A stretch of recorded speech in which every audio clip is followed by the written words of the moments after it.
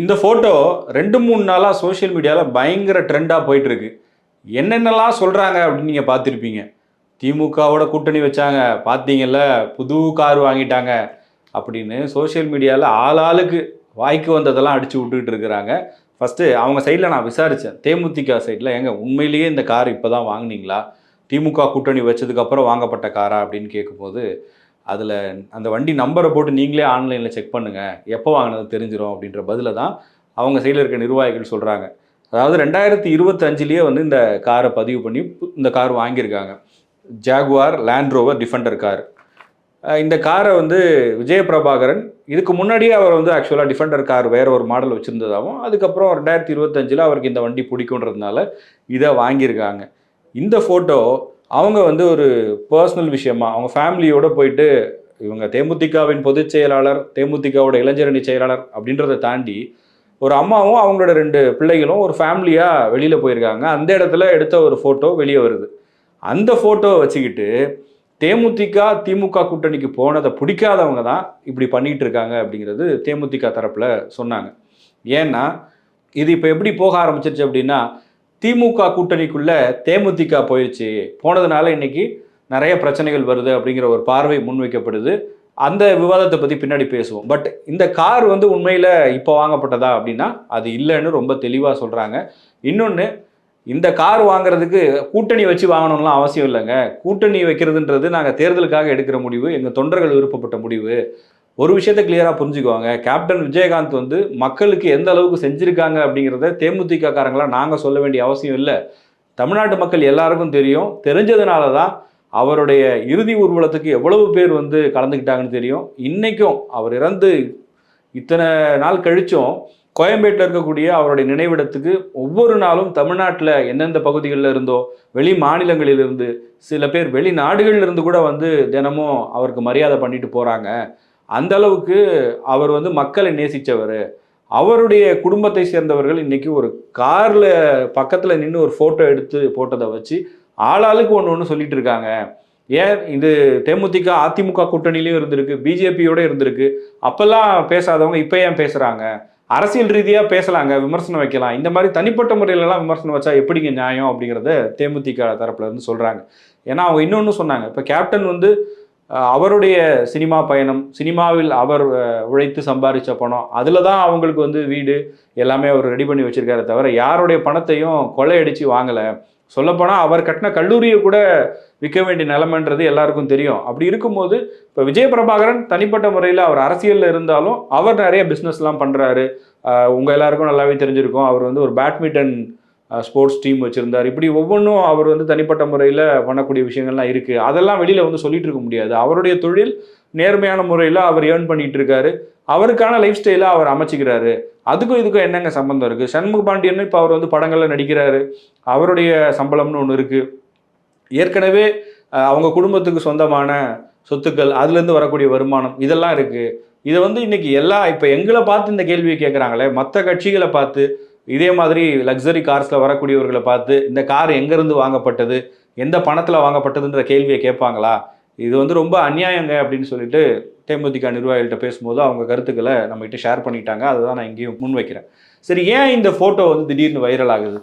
நிறைய பேர் இப்போ நம்ம தமிழ்நாட்டில் வந்து அரசியல்வாதிகள், ஒரு லக்ஸரி கார் இல்லாத அரசியல்வாதிகள்னு யாராவது இருக்காங்களா அப்படின்னு தெரியல. எல்லாருமே இன்றைக்கி வந்து விலை உயர்ந்த கார்களில் தான் போயிட்டுருக்காங்க, கட்சிகளுக்கு அப்பாற்பட்டு. 2 விஷயம். ஒன்று வந்து அது அவங்க எப்படி வாங்கினாங்க, சட்டத்துக்கு உட்பட்டு வாங்கினாங்களா, அவங்களுடைய வருமானம் எப்படி வந்ததுன்னு கேள்வி கேட்டால் பல பேரை நம்ம வந்து கேள்வி கேட்க முடியும். அப்படி அவங்க சட்டவிரோதமாக ஒருத்தர் வாங்கியிருக்காங்கன்னா அதுக்கான வழிமுறைகள் இருக்குது. புகார் கொடுத்து அவங்க மேலே நடவடிக்கை கூட எடுக்க வைக்கலாம். சரி, ஏன் இந்த ஃபோட்டோ வந்து இப்போ திடீர்னு வைரல் ஆகுது அப்படின்னு சொல்லும்போது, இது தேர்தல் நேரம். ஒரு கட்சியை வந்து இன்னொரு கட்சியோட கூட்டணி வைக்கும்போது அந்த கட்சியினுடைய பலம் அப்படிங்கிறது கூட்டணியை மேலும் அதிகப்படுத்தும். பப்ளிக்கோட பர்செப்ஷனில் இன்னும் அது ஒரு பாசிட்டிவான எண்ணத்தை உருவாக்கும். அப்படியான ஒரு சூழலில் தேமுதிக திமுக கூட்டணிக்கு போனது அப்படிங்கிறது எதிர்பாராத ஒரு விஷயம். அவங்க வந்து என்டிஏ கூட்டணிக்கு வந்துடுவாங்க, அதிமுகவோடு இருப்பாங்கன்னு நினச்சாங்க. பட் கடைசி நேரத்தில் அவங்க அங்கே போயிட்டாங்க. அதனால் இன்றைக்கி அவங்க மேலே சேற்றை வாரி இறைக்கிறாங்க அப்படின்ற ஒரு குற்றச்சாட்டையும் தேமுதிகவினர் முன் வைக்கிறாங்க. ஏன்னா தேமுதிகவோட இமேஜ் அப்படிங்கிறது கேப்டன் விஜயகாந்த் மேலே எல்லாரும் அளவு கடந்த அன்பு வச்சுருக்காங்க. கேப்டனுடைய அபிமானிகள் எல்லாரும் இன்றைக்கி இந்த கூட்டணிக்கு ஆதரவாக ஓட்டு போட்டுருவாங்க. அதனால் தேமுதிக திமுக கூட்டணி அமைஞ்சதுன்றது ஒரு பொருளாதார அடிப்படையில் அமைஞ்சது, இவ்வளோ கொடுத்தாங்க அவ்வளோ கொடுத்தாங்கன்னு ஒரு கேம்பெயினை நரேட்டிவை வந்து மற்ற கட்சியினர் வந்து செட் பண்ணுறாங்க. அப்படிலாம் பண்ணாலும் மக்களுக்கு உண்மை என்னன்னு தெரியும். நிச்சயமாக வந்து கேப்டனோட விசுவாசிகள் தொண்டர்கள் எங்கள் பக்கம் தான் இருப்பாங்க, அதனால் இதெல்லாம் நாங்கள் பெரிய விஷயமா எடுத்துக்கவே இல்லைங்க அப்படின்னும் தேமுதிக நிர்வாகிகள் தரப்பில் சொல்கிறாங்க. அடுத்ததாக விடுதலை சிறுத்தைகள் கட்சி திமுக கூட்டணியில் மிக முக்கியமான ஒரு அரசியல் சக்தி.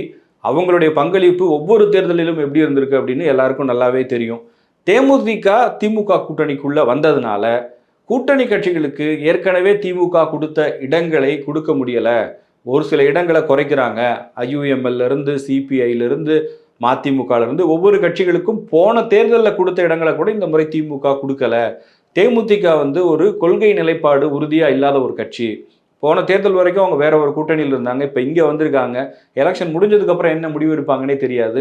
அவங்களுக்கு வந்து ஒரு ராஜ்யசபா சீட் கொடுத்து அதிகப்படியான இடங்கள் கொடுத்துட்டு இந்த கூட்டணியிலேயே தொடர்ந்து பயணிக்கக்கூடிய ஒருத்தரை, கொள்கை உறுதியோடு கொள்கை நிலைப்பாட்டில் ரொம்ப தெளிவாக இருக்கக்கூடிய ஒருத்தருடைய கட்சிக்கு ஒரு அழுத்தமோ நிர்பந்தமோ கொடுக்கப்படுவது ஏற்புடையதல்ல அப்படின்னு விசிகாவுக்கு ஆதரவாக பேசக்கூடிய சக்திகளும் விசிகாவுக்கு ஆதரவாக கருத்துக்களை முன்வைக்கக்கூடியவர்களும் தேமுதிகவை கம்பேர் பண்ணி வைக்கிறதும் இந்த இடத்துல வந்து ஒரு அரசியல் ரீதியாக பேசு பொருளாக மாறி இருக்கு. ஒரு பக்கம் வந்து காங்கிரஸ் கட்சிக்கு அதிகப்படியான இடங்களை கொடுத்துருக்குறாங்க, காங்கிரஸுடைய செல்வாக்கு தமிழ்நாட்டில் என்ன, அதே நேரத்தில் வெளிப்படையாக எந்த இடத்துலையும் நான் வந்து கூட்டணியில் அதிகமான இடங்களை கேட்பேன், கொடுக்கலனா வேற கூட்டணிக்கு போயிடுவேன்னு சொல்லாத ஒருத்தர், எனக்கு அத்தனை வாய்ப்புகள் இருந்தும் அத்தனை கதவுகளையும் அடைத்து விட்டு தான் நான் திமுகவோடு பேசுகிறேன்னு சொன்ன விசிகாவுக்கு இடங்களை கொடுப்பதில் திமுக தயக்கம் காட்டுவது சரியல்ல அப்படின்னு சொல்லியும் இந்த விவாதங்கள் அப்படிங்கிறது ஒரு பக்கம் போயிட்டே இருக்கு. திமுக தலைமையை பொறுத்த வரைக்கும் கூட்டணியை இன்டாக்டா வைக்கணும், எல்லா கட்சிகளுக்கும் உரிய இடங்களை கொடுக்கணும் அப்படிங்கிற எண்ணம் திமுக தலைமைக்கு இருக்கு. ஆனால் அதே நேரத்தில் சில கட்சிகள் விட்டு கொடுக்க வேண்டிய தேவை இருக்குது. ஏன்னா ஒட்டுமொத்தமாக ஒரு வலுவான கூட்டணி அமைக்கணும் அப்படின்னா நாங்களே வந்து எங்களுடைய இடங்களை விட்டு கொடுக்குறோம், போன தடவை நாங்கள் போட்டியிட்ட அதே எண்ணிக்கையில் போட்டியிட முடியுமான்றது தெரியலை. அப்படி இருக்கும்போது ஒவ்வொரு இடங்கள் ஒரு சில கட்சிகள் விட்டு கொடுக்க வேண்டியிருக்கும். நம்ம எல்லாரையும் அனுசரித்து ஒரு சகோதரத்துவத்தோடு இந்த கூட்டணியை கட்டமைச்சாதான் இந்த தேர்தலில் வெற்றி பெற முடியும் அப்படிங்கிற அடிப்படையில் தான் நாங்கள் இதெல்லாம் பண்ணுறோமே தவிர வெளியில் பேசக்கூடிய விஷயங்கள்லாம் உண்மை இல்லைன்னு திமுக தரப்பில் சொல்கிறாங்க. பட் இந்த விவாதங்கள் அப்படிங்கிறது தேமுதிக கூட்டணிக்குள் வந்த பிறகுதான் கூட்டணிக்குள்ள சலசலப்பு ஏற்பட்டுருச்சு அப்படிங்கிற ஒரு பார்வை இப்போ சமூக வலைதளங்களில் அதிகமாகவே முன்வைக்கிறாங்க. ஏன்னா இந்த கூட்டணி 2019 நாடாளுமன்ற தேர்தல், 2021 சட்டமன்ற தேர்தல், 2024 நாடாளுமன்ற தேர்தல்னு 3 பொது தேர்தல்களையும் இது தவிர உள்ளாட்சி தேர்தல்களையும் நாங்கள் வந்து ரொம்ப உறுதியான நிலைப்பாட்டோடு தேர்தலை சந்தித்தோம். தமிழ்நாட்டு மக்களும் எங்களுக்கு பெரிய ஆதரவை கொடுத்தாங்க. பட் தேமுதிகவை உள்ளே கொண்டு வந்தது இது ஒரு கூட்டணியில் குழப்பத்தை ஏற்படுத்தக்கூடிய சூழலாக மாறிடுச்சு அப்படிங்கிற கருத்துக்களையும் சில பேர் வந்து பதிவிடுறதை பார்க்க முடியுது. அந்த அடிப்படையில் தான் இப்போ தேமுதிகவுக்கு எத்தனை இடங்கள் அப்படிங்கிறதே தெரியல. இன்னைக்கு தேமுதிகவினுடைய மாவட்ட செயலாளர்கள் கூட்டத்தை பிரேமலதா கூட்டியிருக்காங்க.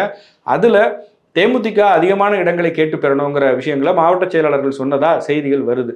ஒரு பக்கம் தேமுதிகவுக்கான இடங்கள் எத்தனைன்னு தெரியாத ஒரு சூழல், இன்னொரு பக்கம் விசிகாவுக்கு எத்தனை இடங்கள் கொடுக்கப்பட உள்ளது அப்படிங்கிறதும் வெளிப்படையாக தெரியல. பட் விசிகா தலைவர் திருமாவளவன் சில தினங்களுக்கு முன்னாடி ஃபேஸ்புக்கில் அவர் வெளியிட்ட அந்த வீடியோ வந்து ஒரு பேசு பொருளாக மாறிடுச்சு.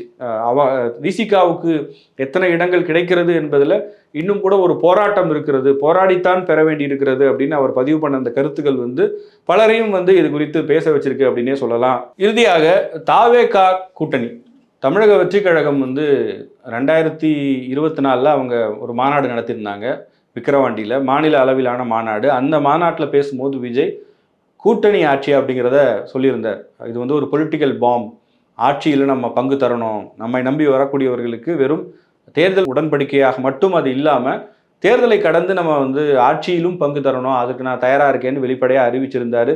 அதனைத் தொடர்ந்து பல கட்சிகள் வந்து இது பற்றி பேசினாங்க. சொல்லப்போனால் விடுதலை சிறுத்தைகள் பல ஆண்டுகளாக முன்வைக்கக்கூடிய ஒரு முழக்கம் அது ஆட்சி அதிகாரத்தில் பங்கு அப்படிங்கிறது. பாட்டாளி மக்கள் கட்சியும் அது குறித்து பேசியிருக்கிறது. ஆனால் இந்த தேர்தலில் அதற்கான சாத்தியம் இருக்கா, அதுக்கான வாய்ப்புகள் இருக்கா அப்படிங்கிற கேள்வியும் இப்போ எழுந்திருக்கு. ஏன்னா இப்போ நம்ம தேமுதிக காங்கிரஸ் போன்ற கட்சிகளுக்கும் கூட, இப்போ தேமுதிக கூட தனிப்பட்ட முறையில் சில நேரங்களில் அதை பேசியிருக்காங்க, திமுக கூட்டணிக்கு வந்த பிறகு பேசலை.